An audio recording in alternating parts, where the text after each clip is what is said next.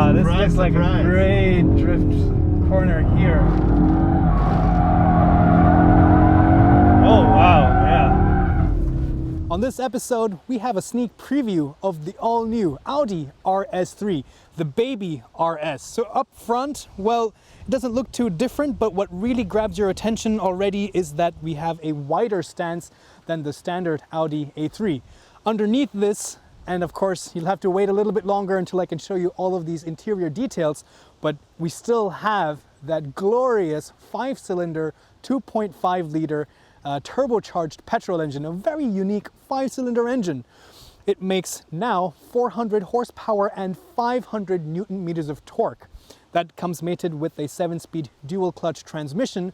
And of course, this is the same platform as the Golf R, so it's a front-wheel drive platform, but this has a all-wheel drive system, because the new all-wheel drive system is a new torque converter at the rear differential versus the old Haldex system. And we'll talk a little bit more about that later on. And you can see plastered on the side of the camo, very proudly, is the firing order, 1, 2, 4, 5, 3. So what's really new and what I want to get into is the new rear axle. Before, there was the Haldex, which was a singular clutch which would engage the rear drive and split the torque in an open differential to the rear wheels. Now, with this new differential, it has the capacity to divert 100% of the torque to either one of the wheels. And with this, they are able to provide a lot more dynamic stability as well as a lot more drift angle, controlled drift angle, thanks to this technology. The new RS3 also comes with a adaptive sports exhaust pack. So there are valves inside the exhausts, which can vary the amount of sound and the flow. I was able to pull one of these RS torque splitters out of the cars and cut open a section for you guys to take a look at. In the past, the RS3 and of course the other cars on this platform, like the Golf R, had a Haldex system with a singular clutch, and then the differential would be behind that. So you would activate and deactivate the drive to the entire rear axle. But in this case, what you can see is you have 2 separate clutch packs for each of the rear wheels. So drive comes in from here, from the engine, and then it gets transferred to these 2 clutch packs. And the differential in the speed itself is achieved by how much these clutch packs are engaged and disengaged. There's a worm gear with an actuator which will rotate this gear, which has a ball and ramp to compress and decompress these clutch packs. The front axle remains open differential and it has a brake-based torque vectoring, but in combination with this, you get a really versatile all-wheel drive system. I cannot drive the car myself at the moment because it's still in a prototype phase, but I am in safe hands. I'm here with Norbert. Right? Yes, and you are one of the people, as I've understood, who has helped design, engineer, and set up the torque split rear axle as well as the suspension. Yeah, right. Correct. So this is your baby. You know this inside out. Yeah, this is really a baby of mine, and yeah, I am an engineer here at Audi Sport, and I developed this car with my colleagues together, and especially the suspension and the torque splitter system on the rear, as you told me. As you already mentioned, that we can split the torque from 0 to 100 to the left or to the right rear, and we can use it whatever we want. So we have several options on the drive mode that we can choose in the MMI system. So we have at least 7 modes now for the customer, for the driver, that he can choose from efficiency with comfort, auto dynamic, and individual mode, where he can do every setup that is available on his own. And brand new, the RS performance mode.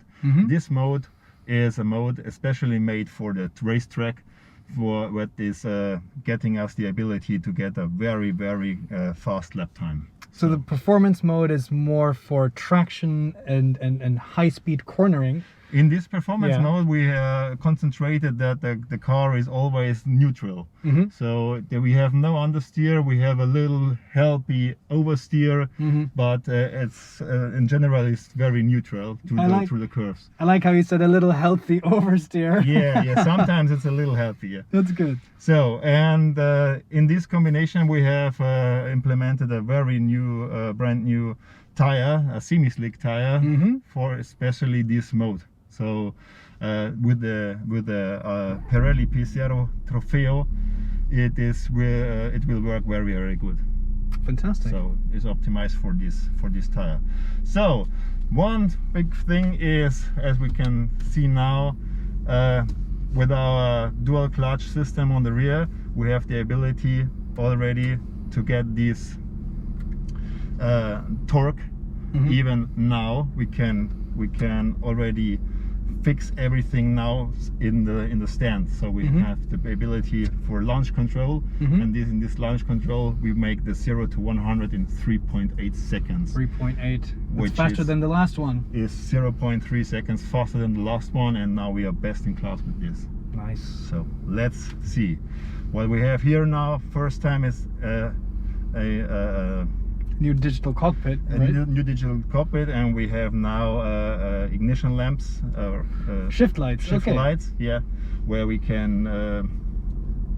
Yeah, it's very much like a race car now. You get those big lights and. Yeah, and we have like traffic lights for the launch control. So we are going now from red to yellow and green, and then it is ignition. That now is the full power on the car. Yeah, let's try.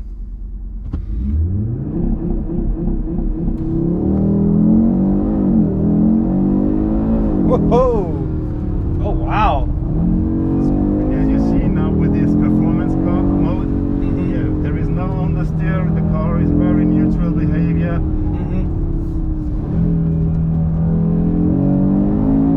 And that 5-cylinder engine, I mean, that's a gem of an engine. Makes a lot of fun. You're right, so it's very well controlled. I can also feel the rotation thanks to that new torque split, rear axle. Very planted. I know that you guys have also increased the camber a little bit. Yeah. So with the semi-slick tires, the stiffening in the chassis, in the suspension linkages, and that torque split rear axle, I think you're getting the most out of this 5-cylinder engine. But not a little bit. We have increased the camber angle nearly 1 degree more negative camber angle.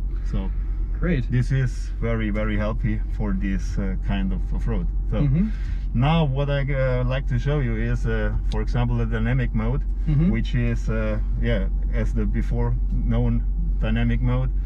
It is getting us the ability for small drifts, but controlled, and then I can show you the difference to the torque rear. Yeah, okay. So I was actually under the impression that maybe dynamic is a little bit less hardcore than the performance mode. But okay, this allows a little bit more slide angle. This allows a little bit more slide angle, and this is the difference. So the performance mode is just for maximum lap time. Yeah, maximum lap time, and this is for a little bit twisty roads. Yeah, exactly. Perfect. So let's see.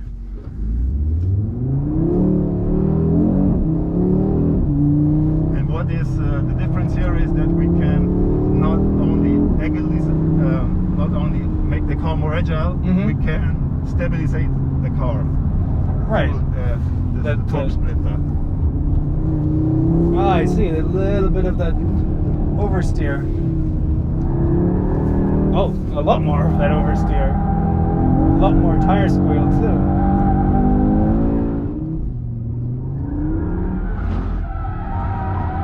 I have this one for you.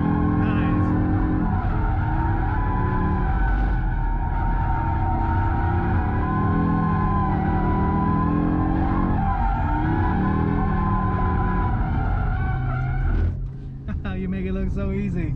I'm gonna say it's because of the torque split. I'm just kidding. No, it's your driving skills. But you probably wouldn't be upset if I said if it was just the torque split differential, because that's also your skill anyway. Yeah, that's also my skill. Yeah.